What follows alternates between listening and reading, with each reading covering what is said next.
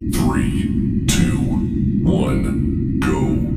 Hello students, एक बार आपका फिर से स्वागत है बुंदेलखंडी फिजिक्स गुरु चैनल में। तो आज हम बहुत ही इंपॉर्टेंट चैप्टर की बात करने वाले हैं। लेसन 6 से आपका किरचॉफ के नियम, ठीक है, किरचॉफ सलाह की हमें बात करनी है।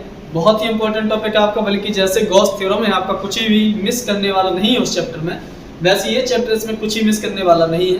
मैं इसको विद न्यूमेरिकल साथ लेके चलूँ, पूरा का पूरा चैप्टर इंपॉर्टेंट है और साथ में लास्ट के जो इसमें न्यूमेरिकल्स है कुछ आसान से, वो भी न्यूमेरिकल्स ही बहुत आपके इंपॉर्टेंट हैं। 5 नंबर के इस चैप्टर से न्यूमेरिकल जरूर पूछे जाते हैं और खुद की जो इसकी थ्योरी है वो एग्जामिनर्स के क्वेश्चंस से रिलेटेड भी है। मतलब आपके प्रैक्टिकल एग्जाम से लेकर बोर्ड एग्जाम तक बहुत ही ज़्यादा इंपॉर्टेंट चैप्टर है, इसलिए इसका एक भी लेक्चर आप मिस नहीं करिएगा। थोड़े से लेक्चर अगर लेंथी भी हो जाए तब भी कोशिश करिएगा पूरा का पूरा वीडियो लास्ट तक देखने की और उसको फिर से एक बार रिवाइज करने की। अगर आप तैयार नहीं करेंगे तो आपके लिए सबसे बड़ी दिक्कत वाली बात होगी। तो एक आपका चैप्टर गॉस थ्योरम, दूसरा आपका किरचॉफ का नियम, इन दोनों चैप्टर को मिस करना बिल्कुल भी नहीं है। एक भी टॉपिक आप नहीं छोड़ सकते। तो मैं कोशिश करूंगा आपका पूरा का पूरा चैप्टर साथ में ले जाने की, सारी इसकी जितनी भी डिवाइसेस है, जो भी चीज़ें, वो सब बताऊँ। तो मैं बात करें किरचॉफ के नियम की, उसके पहले थोड़ा सा बात कर लेते हैं सेल की। तो सेल का जो आपका सेल में आपको दो बातें करनी है। एक आपका होता है ईएमएफ और दूसरा होता है वोल्टेज। ईएमएफ का मतलब होता है इंग्लिश में इलेक्ट्रोमोटिव फोर्स, हिंदी में कहते हैं इसको विद्युत वाहक बल, और दूसरा है आपका वोल्टेज। दोनों की यूनिट वोल्ट होती है, दोनों का काम है सर्किट में करंट को फ्लो कराना, लेकिन फिर भी कुछ चीजों को लेकर डिफरेंस होता है। क्या होता है ईएमएफ? ईएमएफ देखिए दो चीजें हैं यहाँ पर। सेल का ईएमएफ क्या है? सेल के द्वारा खर्च की गई मैक्सिमम एनर्जी है। अगर मैं किसी को कोई काम करने के लिए कहूँ, मैंने मान लीजिए 500 रुपये दिया और मैंने कहा कि भाई मुझे कुछ काम करवाना है घर में, और किसी दूसरे पर्सन से कहा कि एक लेबर ले आइए, मान लीजिए, तो जो मैंने 500 दिया वो मेरा हो गया ईएमएफ, खर्च की गई मैक्सिमम एनर्जी। जो सामने वाला पर्सन गया वो मान लीजिए लेके आया 400 रुपए का लेवल लेके आया, तो वर्क कितने का होगा? केवल 400 का। तो जो वर्क हो रहा है वो आपका है वोल्टेज, और जो खर्च किया जा रहा है वो आपका क्या है? ईएमएफ। याद रखिएगा ईएमएफ क्या है? ईएमएफ है कि किसी चार्ज को, देखिए करंट को मतलब चार्ज ही तो फ्लो होगा, तो चार्ज को पूरे सर्किट में फ्लो कराने के लिए सेल जितनी एनर्जी आपकी स्पेंड करेगा उसे क्या कहेंगे आप? ईएमएफ कहेंगे। चार्ज को सर्किट में एक पूरा चक्कर घुमाने के लिए जितना वर्क होगा उसे क्या कहेंगे आप? वोल्टेज कहेंगे, ठीक है ना। तो ई बराबर क्या है आपका? ई आपका क्या है? ईएमएफ है। इसको आप चाहें तो कैपिटल ई से भी लिख सकते हैं। ए भी आपका क्या होगा? आपका टोटल एनर्जी है, टोटल एनर्जी अपॉन क्या? चार्ज। वोल्टेज भी आपने पढ़ा है क्या? W upon Q। W भी एक प्रकार की एनर्जी है, लेकिन यहाँ पर वर्क की बात होती है, ठीक है। सो क्या है आपका ईएमएफ? ईएमएफ है सेल द्वारा एक, अब देखिए इसको चार्ज को हम क्या मान लेंगे? 1 मान लेंगे, तो जितनी एनर्जी हो जाएगी वही क्या हो जाएगा आपका ईएमएफ। तो क्या लिखेंगे? मैं लिख दे रहा हूँ इसको, सेल द्वारा एकांक आवेश को परिपथ में एक पूरा चक्कर घुमाने के लिए,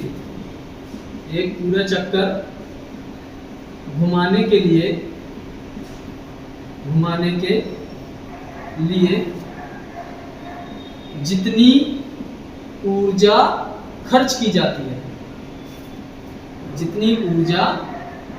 जाती है, तो उसे सेल का विद्युत वाहक बल कहते हैं। तो उसे सेल का विद्युत वाहक बल कहते हैं, और इसे ई से डिनोट करते हैं, ठीक है ना। मतलब सेल के द्वारा जितनी एनर्जी खर्च की गई वो आपका विद्युत वाहक बल है। लेकिन एनर्जी खर्च करने में और वर्क होने में, दोनों में डिफरेंस है।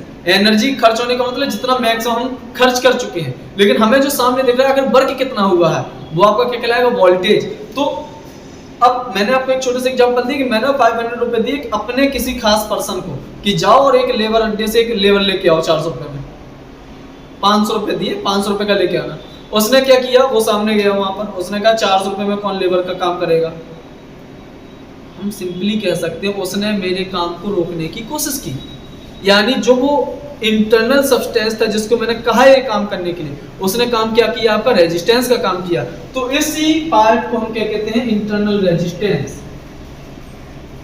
क्या कहते हैं, इंटरनल रेजिस्टेंस कहते हैं। हिंदी में कहते हैं इसको आंतरिक प्रतिरोध, आंतरिक प्रतिरोध। ठीक है ना, समझ पा रहे हैं ना। तो इस आपको देखिए कॉन्सेप्ट क्लियर होना चाहिए कि मैंने जो रुपए खर्च किया वो आपका ईएमएफ है, मैंने जिसके थ्रू पैसा खर्च किया वो इंटरनल रेजिस्टेंस है, और वो जो काम करके दिया मुझे वो क्या है, आपका वोल्टेज। तो क्या है वोल्टेज, वोल्टेज हो जाएगा एकांक आवेश को, एकांक आवेश को परिपथ में एक पूरा चक्कर घुमाने पर, एक पूरा चक्कर घुमाने पर जो कार्य प्राप्त होता है, जो कार्य प्राप्त होता है, जो कार्य प्राप्त होता है उसे ही क्या कहते हैं, उसे ही क्या कहते हैं, उसका वोल्टेज कहते हैं, सेल का क्या कहते हैं, विभवांतर कहते हैं, पोटेंशियल डिफरेंस कहते हैं। ठीक है, तो दोनों बातें आप मैं एक बार फिर से रिपीट कर रहा हूं, थोड़ा सा डिफरेंस है। ईएमएफ क्या है, जो मैक्सिमम एनर्जी खर्च की जा रही है, और जो मैक्सिमम एनर्जी वो जरूरी नहीं है कंप्लीटली वर्क में यूज हो गई है। ठीक है ना, तो जितना वर्क दिख रहा है वो वोल्टेज हो जाएगा, और जितनी एनर्जी खर्च की गई वो ईएमएफ हो जाएगा। डिफरेंस कहाँ है, जो सेल का सब्सटेंस था, जो सेल का आपका सेल में जो पदार्थ भरा हुआ है वही क्या करता है, धारा के मार्ग में रुकावट जनरेट करता है ना। The internal substance opposes the flow of current in the cell, so this internal substance of cell is called internal resistance. जो आपका इस सब्सटेंस ने जो आपका अपोजिशन जो क्रिएट किया है उसी अपोजिशन को हम क्या कहेंगे, इंटरनल रेजिस्टेंस कहेंगे। ठीक है, सो इतनी छोटी छोटी से दो बातें हैं, इनको याद रखना कि ईएमएफ और वी में क्या डिफरेंस है। और मैं इनमें रिलेशन की बात करने वाला हूं, relation between electromotive force end voltage. तो अगर इसे इंग्लिश में बात करें तो समझ पा रहे हैं, the energy spend by cell to flow a unit charge particle in complete circuit is called EMF. बात हो ही रहेगी, the work done to rotating a unit charge particle in the circuit is called voltage या potential difference of the cell. ठीक है ना, तो जितना एनर्जी खर्च की वो ईएमएफ, और जितना वर्क हुआ है एनर्जी खर्च होने के बाद उसे क्या कहेंगे हम, उसे हम कहेंगे वोल्टेज या potential difference of the cell. ठीक है, सो इन छोटी छोटी दो बातों को याद रखिएगा। मैं रिलेशन कराने वाला हूं, relation between EMF end voltage की। ठीक, तो थोड़ा सा इसकी बात कर लेते हैं। मैं इसको इसलिए बता रहा हूँ, ये सब पूछा नहीं जाएगा, लेकिन इससे रिलेटेड न्यूमेरिकल्स बहुत आते हैं, तो आपको बी और ई का डिफरेंस पता होना चाहिए कि मैं किसको ई से लिखना और किसको हमें बी से लिखना है। यहाँ से न्यूमेरिकल्स बहुत ज्यादा, क्योंकि हर क्वेश्चन में इतनी बात जरूर होगी, तो आपको पता होना चाहिए कि हमें न्यूमेरिकल्स में इसको कैसे यूज करना है। तो बी और ई का डिफरेंस आपको पता नहीं, दोनों की यूनिट आपकी वोल्ट दी होंगी, तेने की वोल्ट दिया तो आप बी इक्वल टू तुरंत लिखिए सर बी गिवन ना, पहले आप समझेंगे क्या चीज गिवन है एक्चुअली। ठीक है ना, तो बात करते हैं रिलेशन बिटवीन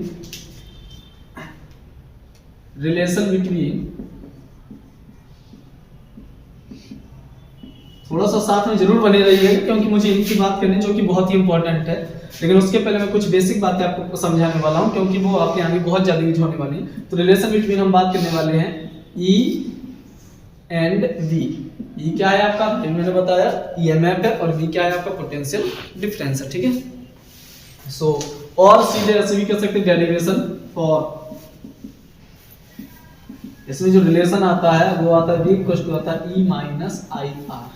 ठीक है, तो इसको हमें प्रूफ करना है कैसे आया।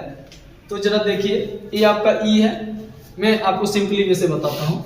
तो आपको पता है कि सीरीज में करंट की वैल्यू चेंज नहीं होती है, ये जो भी है आपका, ये सब क्या है आपका सीरीज है। मैंने मान लिया जो करंट फ्लो हो रही है वो आई फ्लो हो रही है, जो करंट फ्लो हो रही है वो आई फ्लो हो रही है, इस तरीके से।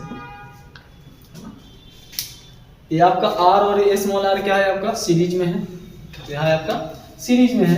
मैंने मान लिया सीरीज में क्या होता है, वोल्टेज अलग अलग होता है। मैंने मान लिया जो इसके लिए वोल्टेज है वो V1 है, जिसकी वैल्यू मैंने V के बराबर मान ली, क्योंकि एक्सटर्नल रेजिस्टेंस के लिए तो वर्क करना है। तो इसके लिए जो पोटेंशियल डिफरेंस है वो V है, अंदर के बारे में हम नहीं जानते, इसके लिए जो वोल्टेज मान लिया वो V2 मान लिया।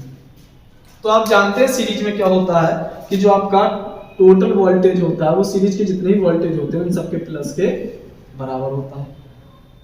ठीक है ना, ई तो ई रहा, V1 की वैल्यू मैंने कितनी मानी है कि जो एक्सटर्नल रेजिस्टेंस के लिए जो वोल्टेज वो कितना V है, और V2 की जगह क्या आ जाएगा, V2 क्या हो जाएगा, मैंने करंट कितनी मानी I, तो करंट हो जाएगा I, इसके लिए वोल्टेज V2 बराबर क्या हो जाएगा I इंटू इसका रेजिस्टेंस क्या हो जाएगा I इंटू R। तो यहाँ पर जो V की वैल्यू है जिसके एनर्जी के तरीके से भी कर देते हैं, लेकिन मैं आपको सिर्फ सिंपली बताना चाहता हूँ आप कैसे इसको तैयार रख सकते हैं। तो V बराबर हो जाएगा क्या E माइनस IR, ठीक है। यानी हम कह सकते हैं कि जो बाहर जो वोल्टेज जाएगा वो हमेशा क्या होगा, कम होगा, किससे, सेल के टोटल ईएमएफ से। कितना कम होगा, इतना कम होगा। अगर आपको यहाँ पर I की वैल्यू पता करना सर I की वैल्यू कितनी होगी, तो I बराबर क्या हो जाएगा टोटल वोल्टेज, जिसको यहाँ पर हम किससे लिखने वाले हैं, E से, और सीरीज में जो रेजिस्टेंस होता है वो क्या होता है, टोटल का सम होता है, तो क्या हो जाएगा R प्लस स्मॉल r। जहां पर आपका I हो जाएगा उसकी वैल्यू कितनी हो जाएगी, I equal to E upon capital R upon small r। इसको आप चाहे तो पुट कर सकते हैं, V इक्वल टू हो जाएगा E माइनस I की जगह कितना E upon R plus R into R, ठीक है। लेकिन मेन फॉर्मूला आपका ये है जो आपको काफी ज्यादा यूज होने वाला है, ठीक है। अच्छा, तो ये तो बात तब हुई जब सेल आपका वर्क कर रहा हो, तो जो आपका ईएमएफ होगा वो क्या होगा, जो आपका वोल्टेज होगा वो क्या होगा, E से कुछ कम होगा, ठीक है ना। यानी इस केस में कह सकते हैं, यहाँ पर दो केसों की हम बात करने वाले हैं, डायरेक्शन थोड़ा सा ध्यान रखना कि जब आपकी सेल डिस्चार्ज हो रही हो, केस फर्स्ट है कि जब आपका सेल क्या हो रहा हो, डिस्चार्ज हो रहा हो। डिस्चार्ज होने का मतलब क्या, जब खुद सेल आपका करंट दे रही है, तो इस केस में क्या होगा, जो E होगा, या आप कह सकते हैं जो सेल ने जो वोल्टेज दिया बाहर V, वो लेस देन होगा किससे, E से, जब सेल आपका क्या हो रहा हो, डिस्चार्ज हो रहा हो। या ऐसे कह सकते हैं when current draw from cell, जब सेल से करंट ली जा रही हो, तो उस केस में जो ये B की वैल्यू होगी इससे कुछ कम हो गई होगी, ठीक है ना। केस सेकंड ये है कि जब आप सेल को चार्ज कर रहे हैं, है ना, व्हेन करंट फ्लो, या सेल को चार्ज कर रहे हैं in the state of charging of the cell, when current flow inside of the cell, current आपकी कैसी वेक्टर क्वांटिटी है, ठीक है ना। तो अब हमने देखिए जब I आपकी इधर आ रही थी तो हमने प्लस का ही लिया, लेकिन जब इसको हम करंट दे रहे होंगे, इसको चार्ज कर रहे होंगे, तो इस केस में जो I बराबर हो जाएगा क्या लेंगे हम, direction opposite to minus I ले लेंगे। तो ये वाली इक्वेशन क्या हो जाएगी, V इक्वल टू क्या हो जाएगा E माइनस I की जगह कितना माइनस IR, तो B बराबर क्या आ जाएगा E प्लस IR। यानी इस केस में आपका जो B होगा वो E से कुछ ना कुछ ज्यादा होगा। यानी हम कह सकते हैं कि जब आप इसको चार्ज करेंगे तो बाहर वोल्टेज ज्यादा, सेल के अंदर कम जाएगा, बाहर वोल्टेज ज्यादा, सेल के अंदर कम जाएगा। कब, जब चार्ज करेंगे, बजाय इंटरनल रेजिस्टेंस ने रोक लिया। जब सेल डिस्चार्ज होगी तब ये ज्यादा एफर्ट दे रहा है, इसके पास एनर्जी ज्यादा, लेकिन जो बाहर दिख रहा है वो क्या होगा, कम होगा। से दोनों केस याद रखना कि जब आप डिस्चार्ज कर रहे होंगे तो B की वैल्यू लेस देन होगी, ऑब्जेक्टिव के लिए काफी इंपॉर्टेंट हो जाएगा थोड़ा सा, और जब आप इसको चार्ज कर रहे होंगे सेल को तो B की वैल्यू क्या हो जाएगी, डिटरमिनेंट। ये छोटी छोटी बातें तैयार रखना। उसके बाद मैं अपने मुद्दे पर लौट के वापस आता हूं। हम बात करने वाले थे किसकी, किरचॉफ के नियम की। वेरी इंपॉर्टेंट आपका टॉपिक है, दोनों की दोनों डेफिनेशन ही काफी इंपॉर्टेंट, फिर उससे रिलेटेड न्यूमेरिकल्स भी काफी इंपॉर्टेंट हो जाएंगे। सो हम बात करने वाले हैं किसकी, किरचॉफ के नियम की। तो किरचॉफ ने आपके एक्चुअली दो नियम दिए। क्यों दिए, क्योंकि भाई सिंपल R और I के कॉन्सेप्ट से सारे न्यूमेरिकल से सारे आपके जो सर्किट थे वो सॉल्व नहीं हो पा रहे थे, तो उन्होंने क्या किया, जो आपके जटिल सर्किट थे, है ना, उनके संबंध में किरचॉफ ने कितने नियम दिए, दो नियम दिए। उनमें से आपका पहला नियम है किरचॉफ का प्रथम नियम, ये आपका फर्स्ट लॉ है ना, प्रथम नियम। तो किरचॉफ ने अपने जो फर्स्ट लॉ में बताया, उन्होंने ये बताया, सिंपल सी बात बताई, करंट को आप जनरली किसी आप पानी की धारा से, किसी स्ट्रीम से कंपेयर कर सकते थोड़ी देर के लिए। तो उन्होंने सिंपल से बताया कि अगर किसी भी पॉइंट पर, किसी जंक्शन पॉइंट पर, जंक्शन का मतलब क्या होता है, जहां पर 3-4 रूट आकर मिलते हैं, जैसे आपने सुना होगा किसी स्टेशन का नाम ए junction, Lucknow junction, Banda junction, तो इसका मतलब होता है कि जहां पर आपके 3-4 जगह से आपकी लाइनें आके मिल रही हो, ठीक है ना। केवल आप सिंगल रूट की बात नहीं, जंक्शन का मतलब होता है संधि कहते हैं हिंदी में, जहां पर 3-4 लोग आके मिल रहे हो। तो मैंने मान लिया यहाँ पर एक जंक्शन था जहां से आपके इधर से भी आ सकता है, इधर से भी आ सकता है, इधर से भी आ सकता है। जब आएगा तो जाएगा ही। मैंने मान लिया दो रास्ते हैं जाने के लिए, ठीक है। बात हो रही करंट की। मैंने मान लिया यहाँ पर करंट कौन आ रहा, I1 आया, I2 आया और I3 आया, और जो जाने वाले हैं वो कौन है, I4 और I5। तो एक सिंपल सी बात आप कह सकते हैं भाई जो आएगा वो जाएगा, यानी जितनी टोटल करंट आई है यहाँ पर उतनी क्या होगी, जाएगी। यानी हम कह सकते हैं कि करंट कितनी आई आपकी, आने वाली करंट का सम इक्वल होगा किसके, जाने वाली करंट के सम के। आप चाहें तो इनको एक तरफ भी लिख सकते हैं, I1 plus I2 plus I3 minus I4 minus I5 equal to क्या होगा, 0। तो इसको ऐसे भी लिख सकते हैं, समेशन I इक्वल टू क्या हो जाएगा, 0। इसका मतलब होता है सम करना, लेकिन डायरेक्शन को देखते हुए। सो इसको कहते हैं अलजेब्रिक सम। क्या कहते हैं, अलजेब्रिक सम हिंदी में कहते हैं बीजगणितीय योगफल। इसको कहते हैं हम, जो ये साइन बना है इसे कहते हैं अलजेब्रिक सम। वैसे पढ़ते तो सिग्मा है, लेकिन इसको जो पढ़ इसका मतलब होता है अलजेब्रिक सम, और इसी को कहते हैं बीजगणितीय योगफल। सो सिंपल सा क्या है, किरचॉफ ने अपने फर्स्ट लॉ में ये बताया कि किसी भी जंक्शन पॉइंट पर जितनी करंट आती है, यानी आने वाली टोटल करंट का मैग्नीट्यूड बराबर होता है किसके, जाने वाली करंट के टोटल मैग्नीट्यूड के। सिंपल सा, किसी संधि पर जितनी धारा आती है उस संधि से जाने वाली धारा का मान भी आने वाली धारा के मान के बराबर होता है। उसको सिंपली ऐसे भी कह सकते हैं, किसी भी संधि पर मिलने वाली समस्त धारा, ये तो यही लिखा पहला पॉइंट है, पहले तरीके से जितनी धारा आपकी आ रही है उतनी धारा क्या होगी, जाएगी।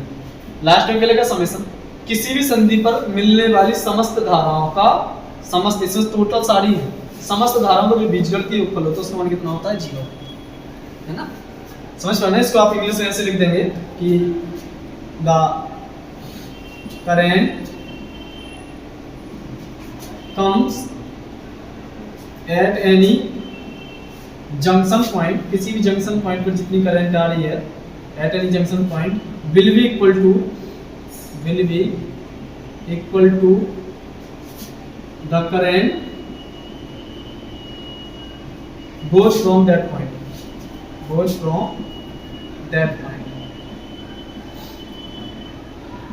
यही लिखा है कि जितनी करंट आएगी उतनी करंट क्या होगी, जाएगी। उनको अगर आप एक तरफ कर लेंगे तो ये आपका इस तरीके से आ जाएगा। तो इस लाइन को क्या पढ़ेंगे, अलजेब्रिक सम कितना हो जाएगा, 0 के ऊपर।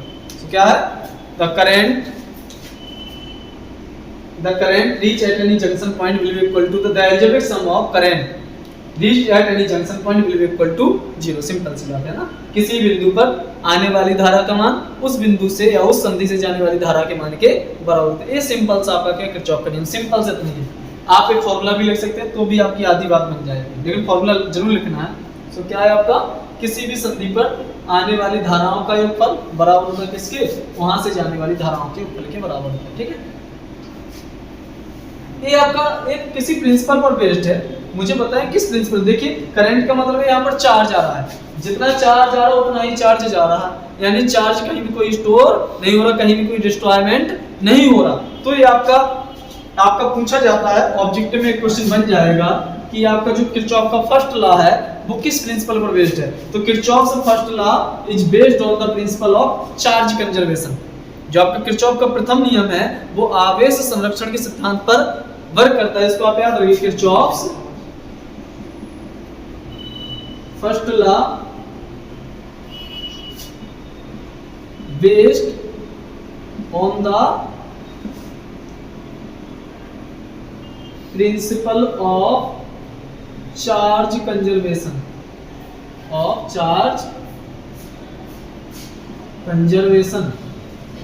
ये आप याद रखिए। पूछा जाता है किरचॉफ का फर्स्ट लॉ किस प्रिंसिपल पर बेस्ड है, तो किरचॉफ का जो फर्स्ट लॉ है वो किस पर बेस्ड है, किरचॉफ का प्रथम नियम आवेश संरक्षण के सिद्धांत पर कार्य करता है, आवेश संरक्षण के सिद्धांत पर कार्य करता है। इसको आप याद रखिएगा, जो किरचॉफ का फर्स्ट लॉ है नोट में याद रखिएगा। जो आपका किरचॉफ का फर्स्ट लॉ है वो आपका क्या करता है, आवेश संरक्षण के सिद्धांत पर वर्क करता है। वेरी इंपॉर्टेंट बात है, ठीक है ना। अच्छा, इससे रिलेटेड मैं एक क्वेश्चन कराता हूँ, जनरली ऑब्जेक्टिव पूछ लिया जाता है। ऑब्जेक्टिव यहाँ पर ढेर सारे क्वेश्चन है। पहला क्वेश्चन तो ये कि आपका जो किरचॉफ फर्स्ट लॉ किस प्रिंसिपल बेस्ड है, आवेश संरक्षण पर। दूसरा ये कि आपका क्या होता है किरचॉफ फर्स्ट लॉ, तो सिंपल से एल्जेब्रा क्या होता है, किसी भी जंक्शन पर 0 होता है। एक और क्वेश्चन इस तरीके डायग्राम बन के आ जाता है, बना के दिखाई दे रहा हूँ आप उसको, जनरली वो ऑब्जेक्टिव में ही पूछा जाता है, 1 नंबर में पूछा जाता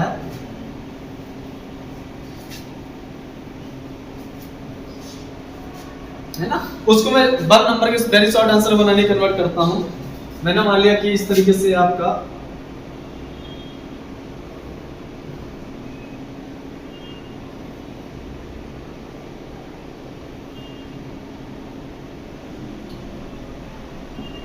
इस तरीके से मान लीजिए क्वेश्चन है,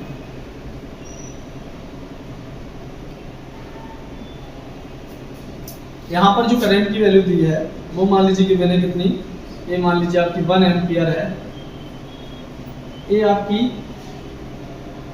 3 एम्पियर है, ये 2 एम्पियर है। यहाँ आई लिखा, यहाँ आई लिखा, यहाँ पर फिर से उसने दे दिया 2 एम्पियर और यहाँ पर दे दिया 1 एम्पियर और यहाँ पर दे दिया आई डैश। कहेगा find the value of I and I dash. यहाँ पर आपको आई और आई डैश की वैल्यू को पता है कि आई और आई डैश की वैल्यू आखिर होगी कितनी। तो पहले जरा इस वाले पॉइंट पर देख लीजिए आप, वो पॉइंट पर जितनी आ रही वो जाने वाले के बराबर होंगे, नहीं जो आई की वैल्यू है यही तो जाने वाला, और ये तीनों के आने वाले हैं। तो 3 + 1 + 2 यानी आई की वैल्यू कितनी हो जाएगी 6। तो लिख लीजिए यहाँ पर 6 एम्पियर, ये पहला आंसर हो गया। ठीक है, अब यहाँ पर ओ डैश पर देख लीजिए, ओ डैश पर आने वाले किसके बराबर होंगे, जाने वाले के बराबर होंगे। तो देख लीजिए कौन कौन आ रहा है, 6 आ रहा और 2 आ रहा है, यानी 6 + 2 बराबर हो जाएगा किसके, 1 प्लस यहाँ 1 जा रहा है यहाँ से 2 और plus I dash, 6 to 8 1 plus उधर जाए क्या हो जाएगा माइनस, यानी जो आई डैश है वो क्या हो जाएगा 7 एम्पियर हो जाएगा। तो इस तरीके से आपके यहाँ से बेसिक क्वेश्चन पूछे जाते हैं, जनरली पूछ ले जाते हैं। देखिए कई बोर्ड एग्जाम आपका इस तरीके से आपका क्वेश्चन नहीं पूछते जो बहुत डिफिकल्ट हो। 1-2 क्वेश्चन ऐसे आते हैं जो 95 वाले बच्चे होते हैं उनके लिए 1-2 क्वेश्चन ऐसे तार्किक क्वेश्चन दे दिए जाते हैं, थोड़े से कॉन्सेप्चुअल क्वेश्चन दे दिए जाते हैं थोड़ी छटने के लिए। बाकी ज्यादातर क्वेश्चन आपके क्या होते हैं, बेहद आसान होते हैं, बेसिक से पूछे जाते हैं। इसलिए थोड़ा सा आप बेसिक को जरूर लेके चलिएगा। अगर अच्छे नंबर लाने हैं, बहुत अच्छे लाने हैं तो फिर सब कुछ तैयार कीजिए, ना अच्छे लाने हैं तो आप कम से कम जो बेसिक की चीजें हैं उनको नहीं मिस कर सकते। ठीक है, तो आपकी बात होगी किसकी, ये बात होगी आपके किरचॉफ के फर्स्ट लॉ की। मुझे लग रहा है समझ पा रहे होंगे। सिंपल सी बात है कि किसी भी जंक्शन पॉइंट पे जितनी करंट आएगी उतनी ही करंट वहां से जाएगी। किसी भी संधि पर आने वाली वैद्युत धारा का मान उस संधि से जाने वाली वैद्युत धारा के मान के बराबर होती है। ठीक है ना, हम बात करने वाले हैं किसकी, किरचॉफ के सेकंड लॉ की। ठीक है, किरचॉफ के सेकंड लॉ की हम बात करने वाले हैं।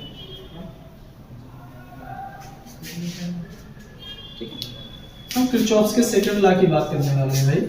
तो किरचॉफ का सेकंड लॉ क्या, थोड़ा सा हल्का सा डिफिकल्ट हो जाए, थोड़ा सा इसको जब बोल ले आप तो हल्का सा आपको क्या करना है, ध्यान रखना है। इसकी थ्योरी को आप इसको रट नहीं सकते, बल्कि इसको समझते हुए ही लिख सकते। पहले फॉर्मूला फिर उसके बाद आप उसकी थ्योरी लिखेंगे। ठीक है, तो मैंने मान लिया कि मान लीजिए इस तरीके से कोई सर्किट है, एक सेल यहाँ पर है E1 और यहाँ पर कोई रेजिस्टेंस है R1, यहाँ पर मान लीजिए एक रेजिस्टेंस और है R, और यहाँ पर आपका एक और सेल जुड़ा है E2 और इसके लिए जो रेजिस्टेंस है वो है मान लीजिए R2। इस तरह के मान लीजिए कोई सर्किट दिया है। ठीक है, तो ये आपकी E1 है, E1 है तो ये आपका प्लस है और ये क्या है आपका माइनस। हमेशा प्लस से माइनस की तरफ करंट फ्लो होती है। मैंने मान लिया I है और ये भी आपका प्लस, ये क्या माइनस। तो ये मैंने मान लिया ये आपका I1 है और इसको मान लिया मैंने I2 है। अब इस जंक्शन पर दोनों आ रहे हैं तो इस वाली लाइन में कितनी करंट होगी, I1 प्लस I2। ठीक है, तो समझ पा रहे ना, ये भाई प्लस है तो हमेशा करंट डायरेक्शन खिलाई जाती है प्लस से माइनस की तरफ। तो यहाँ आपने मान लिया I1, ये प्लस से माइनस तरफ तो यहाँ मान लिया I2। आप अपने तरफ से क्या करिए, जिस आप अपने तरफ से मान सकते करंट डायरेक्शन, कोई दिक्कत वाली बात नहीं। आप कहते सर हमें इधर से नहीं मानना, इसके अपोजिट मानेंगे। हो सकता है बैटरी कोई ज्यादा है तो उसकी वजह से दूसरी बैटरी में करंट आने लगी, कोई दिक्कत नहीं है। अगर आपने गलत माना है तो जो आप जब आप वैल्यू लास्ट में कैलकुलेट करेंगे तो I1 और I2 के अगर साइन प्लस में आ रहे तो इसका मतलब तुमने सही माना था, और अगर I1 या I2 में से किसी एक का भी साइन अपोजिट आएगा तो इसका मतलब क्या आपने वो डायरेक्शन अपोजिट दी थी, आंसर में कोई चेंज नहीं होगा, आंसर वही रहेगा। माइनस आ गया तो इसका मतलब जो तुम डायग्राम बनाया उसके अपोजिट डायरेक्शन में करंट फ्लो हो रही है, ठीक है। सो अब जिस भी डायरेक्शन मानने के चल रहे हैं, जैसे अगर इस वाले क्लोज्ड सर्किट में देखें, क्लोज्ड हो गए ना, ए बी सी डी, ये क्लोज्ड हो गए, ए से बी, बी से सी, सी से डी, डी से फिर ये आ जाए। यहाँ पर ही मान लीजिए ये आपका ई है और ये क्या है आपका एफ है, ठीक है। तो अब जिस भी क्लोज सर्किट की बात कर रहे हैं अपने हिसाब से आप करंट की डायरेक्शन एज्यूम कर लीजिए। मैंने क्या माना, इधर से माना ना, इधर से I1, बस इतना समझ लीजिए कि कैसे हमें ये डायरेक्शन देखनी है। उसके बाद ये कहां जाएगा, नीचे। आपको बस जिस भी क्लोज सर्किट की बात करें उसको बंद करना है। उसके बाद कहां जाएगा, अब इसके बाद भाई बंद करना है तो इधर जाओगे और इधर जाओगे। बंद करने के सिवा कोई दूसरा तरीका हो सकता है क्या बंद करने का इसको? अगर इसमें देखोगे तो इसमें इधर आओगे पहले, अब बंद करना तो ऊपर, फिर इधर और फिर इधर, ठीक है। ऐसे आपको थोड़ा सा बना लेना है। रूल्स क्या होता है, क्या है किरचॉफ का सेकंड नियम, उसको मैं बता रहा हूं। सेकंड नियम थोड़ा सा आपको याद रखना पड़ेगा, हल्का सा आपका थोड़ा सा फॉर्मूले को ध्यान रखते हुए। सेकंड रूल ये कहता है कि जब आप किसी भी सर्किट में बात कर रहे हैं, किसी भी क्लोज्ड सर्किट में, याद रहे ये आपका जो किरचॉफ का सेकंड नियम है, इसे क्या कहते हैं, क्लोज्ड सर्किटल लॉ भी कहते हैं, सीसीटी लॉ भी कहते हैं। क्लोज्ड सर्किटल लॉ, बंद परिपथ का नियम भी इसी को कहते हैं, ठीक है, या बंद पास का नियम भी कहते हैं। तो क्या है इसकी जरा बात कर लेते हैं, बहुत बड़ी वीडियो, ठीक है। किसी भी क्लोज सर्किट में जो करंट फ्लो हो रही है और उसका जो करस्पॉन्डिंग रेजिस्टेंस है, उनका प्रोडक्ट I1 R1, भाई डायरेक्शन ठीक है ना। इधर इस करंट का डायरेक्शन तुमने इधर माना, तुम्हारा जो एरो इसका जा रहा है वो भी कहां इधर ही जा रहा है, तो क्या हो जाए प्लस। किसी भी सर्किट में करस्पॉन्डिंग रेजिस्टेंस और उसकी करंट का प्रोडक्ट यानी क्या हो जाएगा I1 plus I2 into R equal होता है उस क्लोज्ड सर्किट में टोटल ईएमएफ के सम के इक्वल होता है, यानी E1 के। इतना सा है आपका सेकंड लॉ। क्या है फिर से समझिए, इन एनी क्लोज सर्किट, कहां से शुरुआत करेंगे आप, क्लोज सर्किट से। द प्रोडक्ट, किसका प्रोडक्ट हो रहा है, द प्रोडक्ट, और फिर इनको हमने क्या किया लास्ट में जोड़ दिया, तो इसको ऐसे भी लिख सकते हैं समेशन, एक दो और भी कई सारे हो सकते हैं, summation I R equal to क्या होगा, अब दो तीन सेल भी हो सकती हैं तो सभी सेलों का ईएमएफ। और ये वाला साइन किसके लिए है, मैंने बताया था अलजेब्रिक सम के लिए है, यानी आप जब सिग्मा साइन लगाते हैं तो वहां पर डायरेक्शन की बात होती है। तो देखिए क्या मैंने कहा, इंग्लिश मीडियम वाले थोड़ा ध्यान देंगे, मैं इसको लिख दूंगा। क्या पहले हमने किया समेशन, किसका समेशन, किसका सम किया हमने, प्रोडक्ट का, किसके किसके प्रोडक्ट का, करंट एंड रेजिस्टेंस। कहां पर रेजिस्टेंस, करस्पॉन्डिंग रेजिस्टेंस, उसी सर्किट के उसी लाइन के अलोंग जो रेजिस्टेंस यानी करस्पॉन्डिंग संगत प्रतिरोध का जो गुणनफल होगा, जो आपका प्रोडक्ट होगा वो किसके इक्वल होगा, algebraic sum of total EMF apply in this closed circuit, ठीक है ना। हिंदी मीडियम वाले समझ लीजिए क्या कहेंगे इसको, किसी भी बंद परिपथ में, शुरुआत होगी बंद परिपथ से, किसी भी बंद परिपथ में प्रवाहित होने वाली धारा और उसके साथ वाला प्रतिरोध, उसके संगत प्रतिरोध का क्या किया, का गुणनफल, फिर क्या किया, का बीजगणितीय उपल। बीजगणितीय बोलना इंपॉर्टेंट है, नहीं तो फिर आप डायरेक्शन गड़बड़ हो जाएगा। बीजगणितीय केवल उपल बोल देंगे तो फिर बात थोड़ी सी गलत हो जाएगी, ध्यान देना दे, लेकिन वो थोड़ा सा गलत माना जाएगा। सो कौन से उपल, बीजगणितीय, क्योंकि मान लीजिए भाई इस डायरेक्शन हम इधर केवल लिए थे तो फिर साइन क्या आ जाता है, यहाँ माइनस आ जाता, माइनस आ जाता तो फिर आप इसको भी तो ऐसे ही लिखते। तो प्लस माइनस के लिए अलजेब्रिक सम बोलना बहुत जरूरी है, ठीक है ना। सो क्या हमने कहा, आप डेफिनेशन में पहले याद रखें, मैं जब न्यूमेरिकल्स लगाऊंगा तो इनकी बात बता दूंगा फिर से। अगर आप इस एरो में कंफ्यूज हो सर ये एरो एरो क्या बता रहे हैं, तो मैं इसको न्यूमेरिकल्स में फिर से एक बार बताऊंगा, लेकिन पहले आप डेफिनेशन को सुनिए। क्या है, किसी भी परिपथ में प्रवाहित होने वाली धारा, उसके संगत प्रतिरोध का गुणनफल, फिर क्या किया, का बीजगणितीय योगफल बराबर होता है किसके, उस बंद परिपथ में सभी सेलों का क्या है, विद्युत वाहक बल है, फिर क्या किया उनका, बीजगणितीय योगफल के बराबर होता है। सिंपल सा मैं लिख रहा हूं, इसको देखिएगा क्या है, देखिए मैं जो लिख रहा हूं बिल्कुल फॉर्मूले में देख के लिखने वाला हूं। क्या है, पहले बंद परिपथ की बात करेंगे, किसी बंद परिपथ में क्या होगा, प्रवाहित धारा, प्रवाहित धारा, फिर क्या हुआ, तथा उसका साथ वाला प्रतिरोध, तथा उसके संगत प्रतिरोध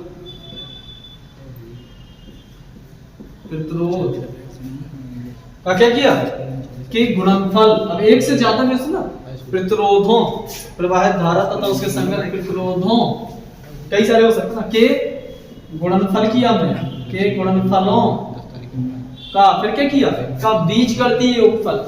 देखिए स्टेप बाय स्टेप फॉर्मूला को देख के चलना है, का बीजगणितीय योगफल किसके बराबर होता है, उस बंद पास से जितने भी सेल हैं उन सबके विद्युत वाहक बलों के बीजगणितीय योगफलों के बराबर होता है ना। बीजगणितीय योगफल उस बंद पास में लगाए गए सभी सेलों के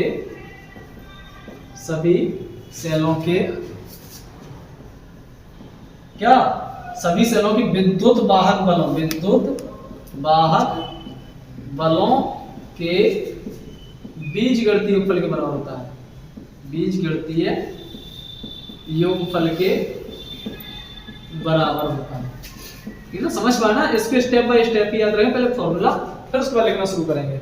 मैंने समझाया क्या क्या, जैसे मैंने ऊपर वाले क्लोज सर्किट में देखा, किसमें, इन क्लोज्ड सर्किट, कौन सा क्लोज सर्किट है हमने लिया अभी, ए बी सी डी, देखना इन क्लोज सर्किट कौन सा, ए बी सी डी लिखा तो एक बंद नहीं हुआ, डी के बाद कहां हो गए वापस ए पर, ए बी सी डी में हमने क्या लिखा, पहले ऊपर वाली लाइन I1 और उसके साथ वाला रेजिस्टेंस R1 दोनों का मल्टीप्लाई, डायरेक्शन मैच करें, जो हमने इधर डायरेक्शन बनाई है और ये जो करंट की डायरेक्शन ली है दोनों की डायरेक्शन मैच करें तो प्लस कर देना, डायरेक्शन मैच नहीं करेगी तो माइनस कर देना। मैं न्यूमेरिकल से इसको फिर से डिस्कस करूंगा, तो प्लस I1 प्लस I2 इसके साथ का रेजिस्टेंस दोनों का प्रोडक्ट, सेल एक ही था तो जो भी था उसमें लिख दिया, दो होते तो उसको भी लिखता साइन के साथ, यानी सेलों के ईएमएफ का एलजेब्रिक सम बराबर होता है किसके, रेजिस्टेंस और करंट के प्रोडक्ट के एलजेब्रिक सम के बराबर होता है ना। इसको मैं लिखे दे रहा हूं इंग्लिश में, ये तो समझ पा रहे ना, काफी आसान सा है, अगर आप फॉर्मूलेस को देख के लिखेंगे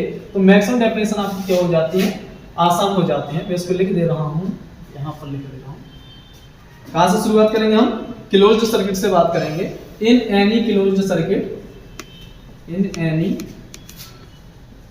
क्लोज्ड सर्किट क्या किया, पहले प्रोडक्ट किया, उसके पहले क्या किया, सम किया, the algebraic sum, the algebraic sum, किसके एलजेब्रिक सम, ऑफ, किसके एलजेब्रिक सम, ऑफ प्रोडक्ट, किसका प्रोडक्ट, ऑफ प्रोडक्ट, किसका product, of current and corresponding resistance, the current with corresponding resistance, with लिख सकते हैं with corresponding resistance, किसके equal होगा, will be equal to the, किसके equal होगा, एलजेब्रिक सम के, किसके एलजेब्रिक सम के, टोटल ईएमएफ के, will be equal to the algebraic sum of total EMF electromotive force applied in this circuit। ठीक है, समझ पा रहे ना, तो आपको क्रम से शुरू करना है। हिंदी मीडियम वाले भाई आप 20 से शुरू करेंगे। किसी परिपथ प्रवाहित होने वाली धारा तथा उसके संगत प्रतिरोध के गुणनफल का बीजगणितीय योगफल बराबर होता है उस बंद परिपथ में लगाए गए सभी सेलों के विद्युत वाहक बलों के बीजगणितीय योगफल के बराबर। ठीक है, इसमें क्या लिखेंगे, the algebraic sum of current, algebraic sum of किसका, प्रोडक्ट का, किसका, current with corresponding resistance will be equal to the algebraic sum of total EMF applied in this closed circuit। ठीक है ना, तो इतनी आपकी बात हुई किरचॉफ के सेकंड नियम की। इसके आपके ढेर सारे एप्लीकेशन से ढेर सारे अनुप्रयोग हैं जिसको मैं स्टेप बाय स्टेप एक एक टॉपिक लेके चलेंगे, लेकिन आपको ध्यान रखना पड़ेगा इस पूरे चैप्टर को ध्यान से पढ़ने की। ठीक है ना, तो इसके बाद जो भी बातें हैं, अभी मैं इसके ऊपर एक और न्यूमेरिकल्स कराना चाह रहा हूं। तो बेटा जो भी इसके आगे की बात है वो हम आपकी कल करेंगे, और बड़ी बात है मुझे इस पर बेस्ड न्यूमेरिकल्स जरूर कराना है। तो मैं इसके बाद जो भी इसके एप्लीकेशन कराने वाला हूं उनको जरूर आप ए टू एफ तक आपका पूरा का पूरा क्लियर हो जाएगा उससे, ठीक है ना। और इसके बाद फिर इसके आगे जो भी टॉपिक है वो इसी प्रिंसिपल पर बेस्ड है, पूरा का पूरा 90% चैप्टर अभी आपका पोटेंशियोमीटर आएगा, उसके बाद metre bridge, Wheatstone bridge, सारे के सारे इंपॉर्टेंट है, कुछ भी छोड़ने वाला नहीं है। अगर आप साइंस की स्टूडेंट है तो माने चलिए अब से लेकर हमेशा इंपॉर्टेंट रहेगा बीएससी तक जो भी प्रैक्टिकल लैब होगा, और आपके जब भी प्रैक्टिकल एग्जाम होंगे तो चार्ट आर्ट में आप यहाँ से 8 से 10 डायग्राम में कोई भी बना लीजिए और चैप्टर साथ में तैयार करते हैं तो एग्जामिनर इससे बाहर का कोई क्वेश्चन नहीं पूछेगा, ठीक है ना। जैसे इसमें एक और क्वेश्चन है, जैसे आप अगर इसमें नोट की बात करें तो पहला आपका जो किरचॉफ का पहला आपका रूल्स था किस पर बेस्ड था, कंजर्वेशन ऑफ चार्ज पर, आवेश संरक्षण सिद्धांत पर। ये आपका किस पर बेस्ड है, आपका एनर्जी कंजर्वेशन पर, एनर्जी कंजर्वेशन। अगर कोई पूछे कि जो आपका किरचॉफ का जो आपका सेकंड लॉ है वो किस सिद्धांत पर कार्य करता है, तो किस सिद्धांत पर कार्य करता है, ऊर्जा संरक्षण के सिद्धांत पर कार्य करता है। ये आपके छोटे-छोटे क्वेश्चन हैं जो एग्जामिनर के लिए काफी अच्छे हो जाते हैं और ढेर सारे क्वेश्चन भी मिल जाते हैं। आपको आते तो आप बता भी सकते हैं और एग्जामिनर को भी कुछ उलूल-सुलूल क्वेश्चन नहीं पूछने पड़ेंगे क्योंकि सब आसान जो भी इसी टॉपिक में ढेर सारे क्वेश्चन हैं। जब नहीं होते क्वेश्चन किसी टॉपिक में तो फिर वो इधर-उधर क्वेश्चन पूछता तो फिर आप भी फंस सकते हैं। पूछे को वही क्वेश्चन जो इससे रिलेटेड है, ढेर सारे क्वेश्चन, अगर आप सब बताते जाए तो बहुत अच्छा रिस्पांस मिलेगा आपको, ठीक है ना। तो बेटा इसके आगे जो भी न्यूमेरिकल्स है मैं पहले कल वाले लेक्चर में इसका पहले न्यूमेरिकल्स कराऊंगा, फिर उसके बाद आपका इसके एप्लीकेशन की बात करेंगे, वीट स्टोन ब्रिज पर चलेंगे, फिर उसके बाद आपका पोटेंशियोमीटर, ठीक है। तो बेटा इस चैप्टर को पूरा का पूरा जरूर पढ़िएगा। थैंक यू बेटा, आज के लिए इतना ही।